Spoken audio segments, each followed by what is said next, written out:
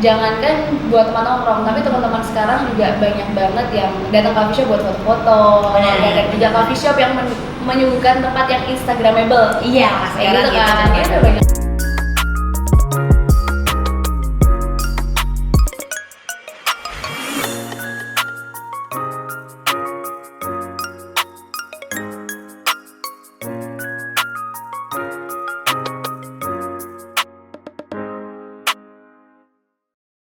Hai, hari ini kita bersama Imon. Udah lama banget gak ketemu kita ya. Iya, mungkin gimana ya Kak kita ketemu? Di tempat yang tidak usah diceritakan dengan teman-teman. Udah lama banget sekali ketemu langsung di sini. Iya benar, betul sekali. Hari ini kita akan bercerita sedikit nih mengenai perjalanannya Imon. Wow. Belakangan ini lagi sibuk ngapain aja tuh? Kalau sekarang ini aku tuh lagi sibuk, ya biasa fokus sama yang ibu di rumah. Oh. Iya, terus habis itu juga kebetulan aku punya usaha jus sepatu yang emang masih aku handle sendiri sama tim. Terus belum bisa ditinggal, dan juga emang untuk kegiatan-kegiatan yang lain yang bersifat entertainment paling ya syuting-syuting aja sih Kak. Sejauh ini.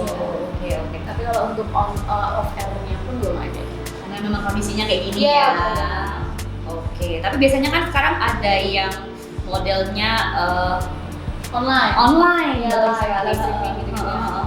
Kebetulan untuk saat ini sendiri sih emang jarang juga terima job untuk online. Oke, nggak yang foya gitu Iya ya. juga. Oke, baiklah.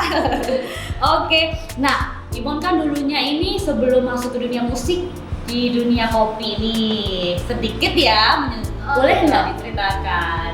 Sebenarnya sih kalau ditanya kalau dibilang masuk ke dunia kopi dulu baru ke musik, sebenarnya enggak juga, karena emang awalnya aku udah interest di bidang musik itu dari SMP. Aku emang dikenalin sama mama aku untuk jadi entertainer mungkin ya. Oh, Jadi lebih banyak dulu tuh awalnya gara-gara aku jadi vokalis band festivalan. Jadi emang dulu punya band yang emang buat dilombain gitu, festival musik gitu. Mulai dari SMP, SMA, terus akhirnya aku pindah ke Jogja. Karena di Jogja kan mungkin kita juga masih bingung untuk panggungnya sendiri kan ya. Terus habis itu aku juga fokus kuliah. Nah ya akhirnya aku membagi waktuku dengan menjadi part-timer barista dan waiters itu tadi. Oh, Iya. Oke. Hanya part time ya. Iya. Tapi cukup lama nggak sih? Berapa lama sih di dunia? Setahun di dunia kopi, dan sebenarnya kalau ditanyain mahir atau enggak ya nggak paham banget. Cuman kalau misalnya disuruh ngerasain kopi ini asem nggak? Ya mungkin sekarang bisa lah sih. Oh, iya. Dan dulu tuh pernah belajar juga tentang latte art gitu. Oh, oke. Tempat masuk ke dunia itu ya belajar latte art, belajar cupping kayak gitu ya. Bener. Kalau dulu tuh belajar latte artnya pakai sabun. Oh iya, benar. Buat susu. Benar. Terus habis itu back to topic, jadi dari aku mengenal kopi segala macam itu, cuman ya emang nggak yang expert banget dan kalau di sana. Terus habis itu di situ juga ada jalan, di samping itu aku punya jalan juga menuju hal yang aku suka di bidang musik lagi gitu. Tapi mungkin kali ini tuh udah beda jalannya ya, udah beda ceritanya. Kalau dulu tuh di band-bandan, kalau di Jogja semenjak kuliah itu dikenalin lagi sama electronic dance music gitu sih, karena waktu itu juga cukup happening gitu. Tapi mulainya nggak jadi DJ. Oke. Mulainya Mulainya malah nggak jadi DJ gitu. Oke. Jadi aku tuh sebenarnya MC DJ. Karena emang saat itu berawal dari teman-temanku yang emang tiba-tiba jadi DJ, dan saat itu DJ lagi ya penting banget kayak DJ ya. Iya, hampir banyak banget teman-temanku yang udah jadi DJ. Terus habis itu ternyata saat itu tuh emang kurang banget nih anak-anak yang mungkin grammar bahasa Inggrisnya bagus juga untuk menjadi seorang MC DJ. Terus itu sebenarnya juga dibilang bahasa Inggrisnya bagus juga enggak pas-pasan, tapi mungkin tahu lah bagian shoutout dan dropnya musik tuh gimana gitu kan. Akhirnya mulai dari iseng-iseng itu diajakin lagi dari panggung-panggung. Jadi beberapa teman-teman punya event tuh aku jadi diajakin buat jadi MC DJ-nya gitu kan. Dan kebetulan di saat itu aku tuh satu-satunya MC DJ cewek pertama di Jogja. Oke. Ya. Terus habis itu karena mamaku merasa, kenapa kamu nggak sekalian aja sih belajar DJ. Oh, malah disupport mama ya? Aku ya mikir apa? Ya biar kamu juga ngerti ketika di sebelah kamu ada trouble, kamu juga bisa bantuin. Oh, gitu. benar. Akhirnya aku belajar main DJ. Tapi sebenarnya sih kalau ditanyain kamu suka nggak sih kayak DJ? Gitu. Karena emang basicnya suka banget dengan musik dan suka banget sama musik. Akhirnya ya dimanapun mau jadi player band atau mau jadi seorang DJ yang beda genre banget itu, tetap nyaman-nyaman aja. Oh, oke. As long as it's music, tetap nyaman ya. Iya. Karena memang itu dunia kamu banget musik Bener basically. banget. Jadi walaupun outputnya itu modelnya electronic music atau bahkan festival band kayak Yes. gitu-gitu, ada di bawah vokalis Iya, mungkin ya, bener. nyanyi-nyanyi cover gitu. Nggak masalah as long as it's music ya. Yes. Oke. Kemudian awalnya itu belajarnya gimana? Pada saat disupport mama terus belajarnya gimana? Jadi awalnya itu aku belajar sama DJ Turntable, salah satu DJ yang lumayan lawas di Jogja, itu namanya Mas Aping. Dia punya nama panggung namanya DJ Detraci.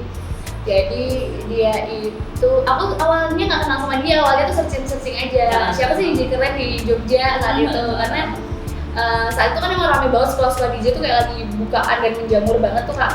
Tapi aku tuh nggak mau yang kayak sekedar belajar basic terus habis itu udah nggak jadi apa-apa dan nggak punya link ke sana gitu. Terus aku akhirnya belajar sama Mas Agni tuh karena dia mainin alat DJ yang masih ini manual, namanya turntable gitu. Jadi aku pengen belajar itu dulu. Terus tapi mau aku juga belajar basic, terus banyak diajarin tentang si alat ini. Akhirnya aku juga mau nggak mau harus melek sama teknologi yang terbaru gitu loh.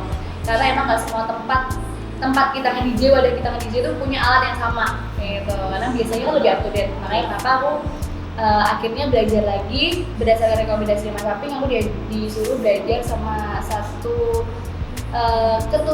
kepala sekolah DJ lagi. Oh.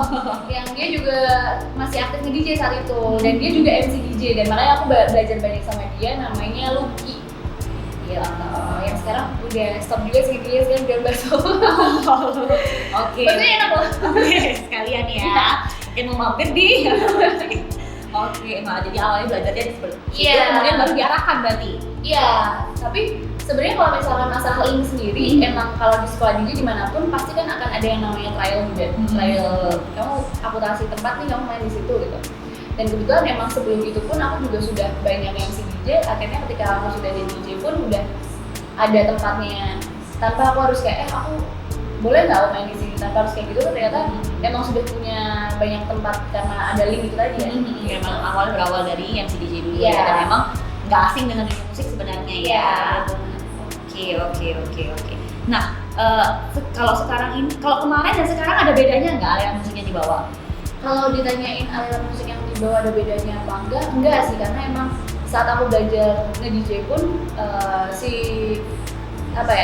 mentorku ini juga udah ngasih tahu kamu suka musik yang seperti apa untuk membawain kayak gitu. Jadi dia tuh membebaskan aku untuk memilih genre yang aku suka kayak gitu. Lebih kayak gitu sih, dan sampai sekarang masih di jalan yang sama, genre yang sama, cuman mungkin banyak turunan ya kalau untuk genre sendiri sekarang. Oh, oke. Paham.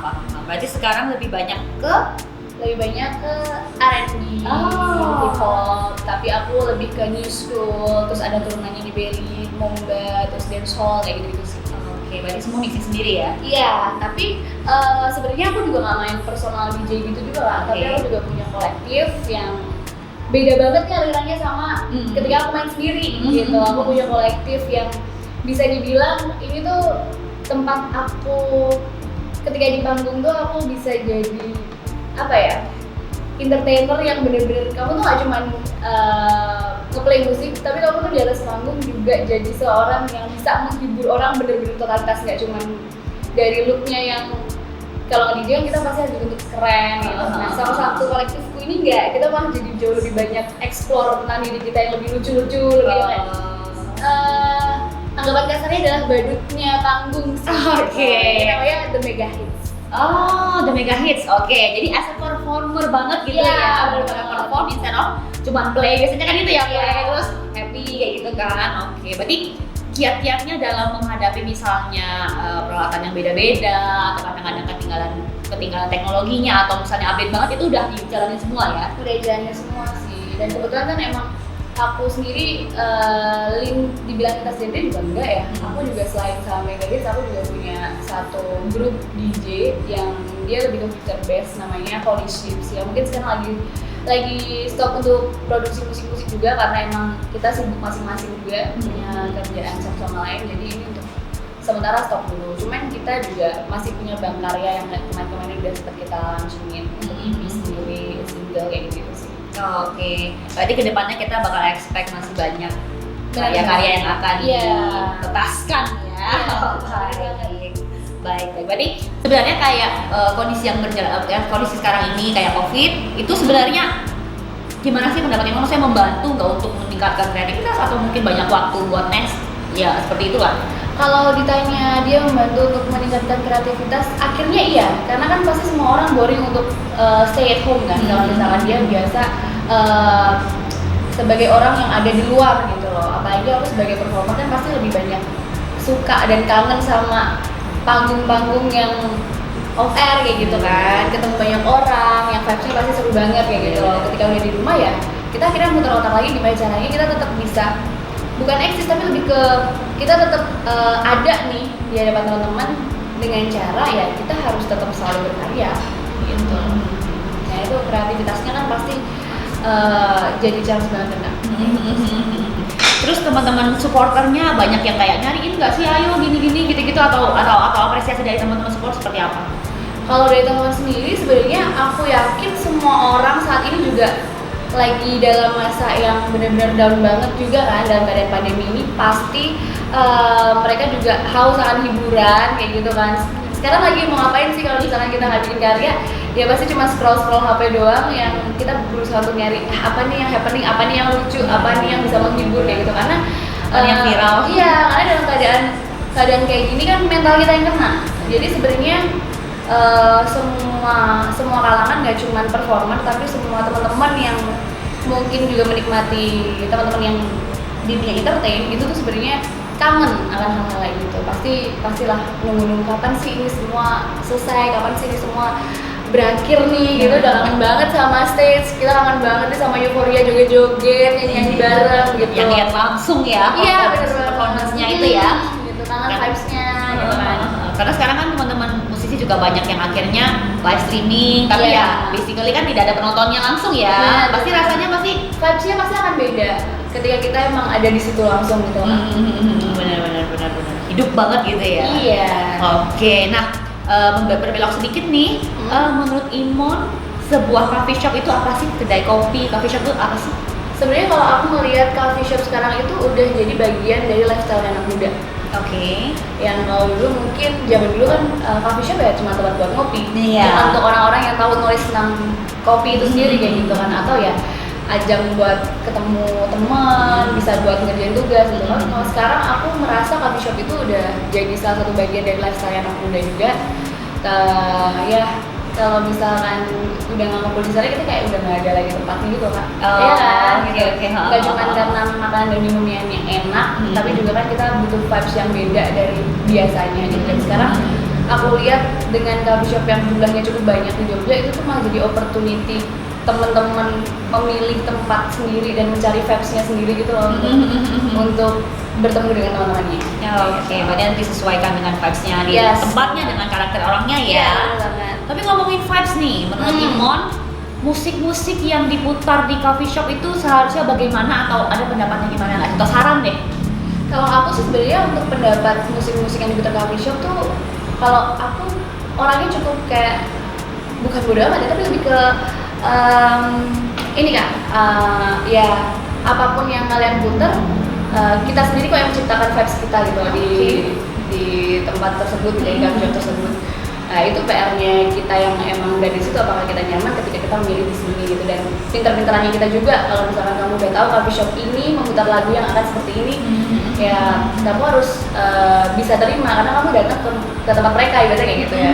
Cuman kalau untuk coffee shop sendiri ya menurutku disesuaikan dengan konsep, disesuaikan dengan apa yang mereka suguhkan ke kita, entah itu interiornya. Aku rasa harus ngeblend juga ya, karena musik kan juga jadi bagian dari menentukan mood gitu loh. Kalau kita cuma bisa ngeliat tapi kita bisa mendengarkan musik-musik yang akhirnya senada dengan mood yang pengen ditampilin sama si owner dan teman-teman yang punya coffee shop, itu menurutku jauh lebih bisa ngeblend lagi sih. Oke, berarti coffee shop tuh tidak harus musiknya tuh yang ini, Iya. gitu. Yang dulu kan sama ya, musiknya Iya, kan ini, bener. tapi makin kesini kan tentu saja banyak coffee shop yang punya selera musik masing-masing lah gitu. Bener Ya. banget. Artinya tidak harus mengikuti toh, harusnya kayak mainstreamnya ini nih, jadi semua harus seperti ini. Iya. Karena yang vibes yang ciptain kita sendiri gitu Iya, ya. lagi juga kan orang sekarang yang datang coffee shop juga kan random ya, maksudnya nggak yang saklek dia cuma pengen ngerjain tugas atau cuma buat nongkrong, tapi juga banyak. Karena aku tadi bilang coffee shop itu adalah salah satu bagian dari lifestyle. Jangankan buat teman nongkrong, tapi teman-teman sekarang juga banyak banget yang datang coffee shop buat foto-foto. Benar. Dan juga coffee shop yang menyuguhkan tempat yang instagramable. Iya, Kayak sekarang gitu kan, gitu. dia udah banyak banget itu loh kan. Gitu. Dan wave-nya emang kerasa banget sekarang tuh coffee shop tuh lebih menonjolkan look-nya kayak gitu. Tapi nggak jarang juga aku melihat banyak juga tempat coffee shop yang dia lebih mengutamakan taste makanan dan minumannya kayak gitu. Oke, berarti semuanya harus selaras ya, selain dari musiknya, tapi tempatnya sendiri, Iya. interiornya, makanannya tentu saja. Dan memang karena tujuan orang ke coffee shop sekarang beda-beda sih ya. Beda-beda. Ada yang memang untuk eksis, Ya, sosial media posting. Ada yang untuk makan. ada juga buat nongkrong. Benar. Buat Ada yang buat kerja. kerja ya. Benar. Oke. Kemudian kalau dari Imon kan EDM nih. Cocok nggak sih sebenarnya EDM tuh di coffee shop itu? Sebenarnya cocok aja sih. Cocok aja ya, balik lagi ya. Cocok aja sih. Aku nggak tahu ya kak, maksudnya kalau hip hop sendiri kan sebenarnya tidak termasuk dalam EDM ya. Oke. Dance musik sebenarnya kalau misalkan kita ngomongin sejarahnya gitu. Cuman kalau ditanyain rootsnya seperti apa, aku nggak akan bisa ngejelasin karena terbatas juga nih otak aku nih kayak gitu loh. Aku nggak mau jadi orang yang sok tahu untuk menjelaskan hal ini. Cuman setauku memang bukan bagian dari EDM gitu. Tapi semakin kesini menurutku kalau banyak coffee shop yang memutar lagu-lagu yang mungkin kalau dulu stigmanya adalah coffee shop itu lebih ke indie, ya kayak gitu kan? Iya, senja gitu ya, gitu senja. kan. Terus kalau sekarang dengan banyaknya lagu-lagu yang di play itu lebih ke EDM atau R&B segala macam, menurutku akhirnya itu jadi keberagaman di coffee shop itu sendiri dan stigmanya jadi berubah. Stigma coffee shop yang identik dengan senja nih, indie banget nih gitu, itu udah berubah menurutku gitu loh. Jadi ya itu tadi, menurutku mau dimanapun tempatnya, kan kuping kita kan juga ada di indera yang benar-benar secara nggak langsung mau kita nggak denger tapi tetap akan kedengeran kan, ya kan gitu. Dan lebih baik lagu-lagu yang easy listening aja sih. Dan sekarang banyak juga kok EDM, R&B yang lagunya tuh juga easy listening dan cocok juga diputar di coffee shop, kayak Jada Loki segala macam itu kan banyak sih. Tetap yang penting ya kuncinya adalah easy listening ya. Ya, Jadi easy dia listening. genre apapun nggak masalah, Yes. selama itu easy listening bisa masuk. Betul. Oke, nah kalau Imon punya pesan-pesan nih buat teman-teman kita yang di zaman ini nih, anak-anak milenial nih, kira-kira apa? Apa ya pesan buat teman-teman ya? Sebenarnya kalau aku lihat sekarang tuh wave dari teman-teman milenial sekarang, aku nggak tahu ya aku termasuk milenial apa enggak. Sama Kita baby boomer, 90-an cuy. sebenarnya masuk apa enggak ya? Jadi sebenarnya yang aku lihat sekarang tuh wave-nya adalah teman-teman yang lagi happening apa dia ngikut, lagi happening apa dia ngikut. Akhirnya dia nggak punya satu pendirian, dia nggak tahu karakternya dia tuh kemana. Nah, pesan aku sebenarnya buat teman-teman semuanya sih harus bisa menentukan dan mengenali dirinya sendiri dulu, karena emang itu yang paling penting gitu loh. Karena kalau misalkan cuma ikut-ikutan aja tapi dia tidak punya fondasi yang kuat di situ, ya akhirnya akan ke bawah arus. Menurutku kayak gitu sih. Oke. Jadi lebih penting untuk mengenali karakternya sendiri. Dan harus bisa memfilter ya. Iya, betul Selain sekali. filter di sosial media, tapi harus memfilter juga apa yang Betul. masuk ya ke dalam. Bukan berarti ngikutin apa yang happening sekarang itu nggak baik ya. Sebenarnya bagus-bagus aja gitu. Dan itu kan jadi kayak kita melek akan sesuatu yang lagi happening gitu. Cuman gimana caranya teman-teman yang mungkin pengen ikutan di sana bisa mengemas dirinya menjadi menjadi karakter yang kuat. Jadi ketika ada arus apapun dia akan kokoh aja gitu berdiri, punya fondasi yang kuat gitu. Oke. Nah, kiat-kiat nih untuk teman-teman milenial nih, misalnya pengen belajar musik-musik ini gimana? Musik-musik Dengan situasi yang ada sekarang, aduh, cocok nggak sih? Kalau sekarang sebenarnya cocok-cocok aja sih. Kalau ditanyain mau belajarnya seperti apa, masuknya seperti apa, aduh sekarang tuh udah gampang banget teman-teman. Nonton bisa baca tutorial, bisa juga nonton YouTube tutorial. Sekarang juga banyak aplikasi-aplikasi yang menyuguhkan tutorial-tutorial tentang experience-nya atau apa ya, pelajaran tentang apa yang mereka mau. Jangan ini dunia musik ya kayak sekarang masak aja tuh udah banyak banget tutorial masaknya dan dikemas secara epic dan apa ya, estetik juga gitu loh. Dan menurutku sekarang kalau mau belajar apapun tuh udah gampang sih, jadi nggak perlu kiat-kiat kayaknya, karena kita semua udah bisa akses, asalkan akses semua yang ada di hadapan kita tuh dengan bijak gitu loh. Ya, mempergunakan internet dan juga mempergunakan sosial media dengan bijak. Menurutku itu sih. Itu paling penting, Penting ya. itu harus Satu ada pesannya buat teman-teman. Baiklah, kurang lebih itu ngobrol-ngobrol kita hari ini dengan Imon. Kalau masih mau cerita-cerita lagi nanti boleh berkunjung ke Oke, baiklah, nantikan kisah kita selanjutnya, cerita-cerita kita selanjutnya di video berikutnya. Bye-bye.